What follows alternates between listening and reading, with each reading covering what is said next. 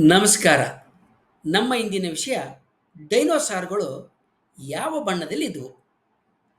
Jurassic park ಸಿನಿಮಾದಲ್ಲಿ ಡೈನೋಸಾರ್‌ಗಳ ಮೈಬಣ್ಣ ಒಂದು ಬಗೆಯ ಕಂದು ಬೂದಿಯ ಮಿಶ್ರಣದಂತೆ ಚಿತ್ರಿಸಲಾಗಿದೆ. ಈಗ ನಮ್ಮಂದಿಗಿರುವ ಪ್ರಾಣಿಗಳ ಮೈಬಣ್ಣ, ಅದರಲ್ಲಿಯೂ ಪಕ್ಷಿಗಳ ಮೈಬಣ್ಣ ಎಷ್ಟು ವೈವಿಧ್ಯಮಯವಾಗಿದೆ ಅನ್ನೋದನ್ನು ನೀವೊಮ್ಮೆ ಗಮನಕ್ಕೆ ತಂದುಕೊಳ್ಬಹುದು. ಕೋಟ್ಯಂತರ ವರ್ಷಗಳ ಹಿಂದೆ ಭೂಮಿಯ ಮೇಲೆ ಮೆರೆದು ಶಾಶ್ವತವಾಗಿ ಕಣ್ಮರೆಯಾದ ಪ್ರಾಣಿಗಳ ಪಳೆಯುಳಿಕೆಗಳು ನಮಗೆ ದಕ್ಕಿದ್ದಾವೆ. ಆದ್ದರಿಂದ ಅವುಗಳ ದೇಹದ ರಚನೆ ಹೇಗಿತ್ತು, ಎಷ್ಟು ಗಾತ್ರದಲ್ಲವಿದ್ವು, ಹೇಗೆ ನಡೆದಾಡ್ತಾ ಇದ್ವು ಅಂತ ತಿಳ್ಕೋಬಹುದು. ವಿಜ್ಞಾನಿಗಳು ಪಳೆಯುಳಿಕೆಗಳ ನೆರವಿನಿಂದ ಟ್ರೆಸರಾಟಾಪ್ಸ್ ಎನ್ನುವ ಚಿಪ್ಪು ಹೊಂದಿದ ಡೈನೋಸಾರ್ಗಳನ್ನ, ವೆಲೋಸಿರಾಪ್ಟರ್ ಎನ್ನುವ ಗರಿಗಳನ್ನು ಉಳ್ಳಂಥ ಡೈನೋಸಾರ್ಗಳು ಕೂಡ ಪತ್ತೆ ಹಚ್ಚಿದ್ದಾರೆ. ಪ್ರಾಣಿಗಳು ಸತ್ತ ನಂತರ ಅವುಗಳ ಮೆದು ಅಂಗಾಂಶಗಳು, ಅದರಲ್ಲಿಯೂ ಚರ್ಮ ಕೊಳೆತು ಹೋಗೋದ್ರಿಂದ ಪ್ರಾಣಿಗಳ ಮೈಬಣ್ಣ ಹೇಗಿತ್ತು ಅಂತ ತಿಳಿಯೋದಕ್ಕೆ ಆಗೋದಿಲ್ಲ.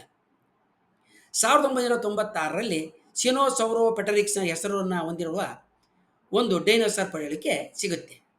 2010ರಲ್ಲಿ ಈ ಪಳೆಯುಳಿಕೆಯನ್ನು ಆಳವಾಗಿ ಪರೀಕ್ಷೆ ಮಾಡಿದಾಗ ಆ ಡೈನೋಸಾರ್ಗೆ ಗರಿಗಳಿದ್ವು ಅಂತ ಗೊತ್ತಾಗುತ್ತೆ. ಡೈನೋಸಾರ್ ಮತ್ತು ಹಾರುವ ಡೈನೋಸಾರ್ಗಳ ನಡುವೆ ಸ್ಪಷ್ಟ ವ್ಯತ್ಯಾಸ ಇಲ್ಲದೇ ಇರೋದ್ರಿಂದ ಇದು ಗರಿಯಾಗಿರದೆ ಡೈನೋಸಾರಸ್ನ ಕೂದಲಿನ ಶಿಗಳು ಕೂಡ ಆಗಿರ್ಬೋದು ಅಂತ ಕೆಲವು ವಿಜ್ಞಾನಿಗಳು ಭಾವಿಸ್ತಾರೆ. ಈ ಗರಿಗಳನ್ನು ಅಥವಾ ಕೂದಲುಗಳನ್ನು ಸೂಕ್ಷ್ಮದರ್ಶಕದ ಅಡಿನಲ್ಲಿ ಪರೀಕ್ಷೆ ಮಾಡಿದಾಗ ಅವು ಮೆಲನೋಸೋಮ್ಗಳನ್ನ ಹೊಂದಿರೋದು ಕಂಡುಬರುತ್ತೆ. ಮೆಲನೋಸೋಮು ಪ್ರಾಣಿಗಳ ಮೈಬಣ್ಣಕ್ಕೆ ಕಾರಣವಾದಂಥ ಮೆಲನಿನ್ ಬಣ್ಣವನ್ನು ಉತ್ಪಾದನೆ ಮಾಡುವ ಕೋಶಗಳು. ಇದರಿಂದ ಡೈನೋಸಾರ್ಗಳ ಮೈಬಣ್ಣವನ್ನು ತಿಳಿಯುವ ಸಾಧ್ಯತೆ ತೆರೆದುಕೊಳ್ಳುತ್ತೆ. ಬಹುತೇಕ ಎಲ್ಲ ಪ್ರಾಣಿಗಳಲ್ಲಿ ಮೆಲನೋಸೋಮ್ಗಳು ನಾವು ಕಾಣಬಹುದು. 2008ರಿಂದ ಯೇಲ್ನ ಸಂಶೋಧಕರ ತಂಡ ಈಗಿರುವ ಪಕ್ಷಿಗಳ ಬಣ್ಣದೊಂದಿಗೆ ಹೋಲಿಸೋದಕ್ಕೆ ಪಳೆಯುಳಿಕೆಗಳಿಂದ ಪಕ್ಷಿಗಳಲ್ಲಿ ಕೂಡ ಮೆಲನೋಸೋಮ್ಗಳು ಹುಡುಕೋದಕ್ಕೆ ಪ್ರಾರಂಭ ಮಾಡಿದರು. ಮೆಲನೋಸೋಮ್ಗಳ ಭೌತಿಕ ಆಕಾರ ಮತ್ತು ಅವು ಉತ್ಪಾದಿಸುವ ವರ್ಣದ್ರವ್ಯದ ನಡುವೆ ಸಂಬಂಧ ಇದೆ. 4 ಕೋಟಿ ವರ್ಷಗಳ ಹಿಂದಿನ ಪಳೆಯುಳಿಕೆಗಳಲ್ಲಿ ಸಿಕ್ಕಿರುವ ಒಂದು ಮಾದರಿಯ ಮೆಲನೋಸೋಮ್ ಮತ್ತು ಅದರ ಜೋಡಣೆ ವಿವಿಧ ಬಣ್ಣಗಳಿಗೆ ಕಾರಣ ಅಂತ ಗೊತ್ತಾಗಿದೆ. ಸದ್ಯಕ್ಕೆ ಎಲ್ಲ ಡೈನೋಸಾರ್ಗಳು ಯಾವ ಬಣ್ಣವನ್ನು ಹೊಂದಿದ್ವು ಅನ್ನೋ ಪ್ರಶ್ನೆಗೆ ನೇರವಾದ ಉತ್ತರ ಸಿಕ್ಕಿಲ್ಲ. ಆದರೆ ಸಿನೋಸೌರೋಪೆಟ್ರಿಕ್ಸು ಈ ಡೈನೋಸಾರು ಈಗಿರುವ ರಕೂನ್ ಪ್ರಾಣಿಯಂತೆ ಕೇವಲ 1 ಮೀಟರ್ ಉದ್ದ ಇದ್ದು, ಇದರ ಕಣ್ಣುಗಳು ಸುತ್ತಲೂ ದರಡೆ ಕೊರ್ರು ಹಾಕಿಕೊಳ್ಳುವ ಮುಖವಾಡದಂಥ ಅಂಗರಚನೆ ಇತ್ತು. ಇವುಗಳ ಬೆನ್ನಿನ ಮೇಲೆ ಕೆಂಪು ಮತ್ತು ಕಪ್ಪು ಬಣ್ಣಗಳಿದ್ವು.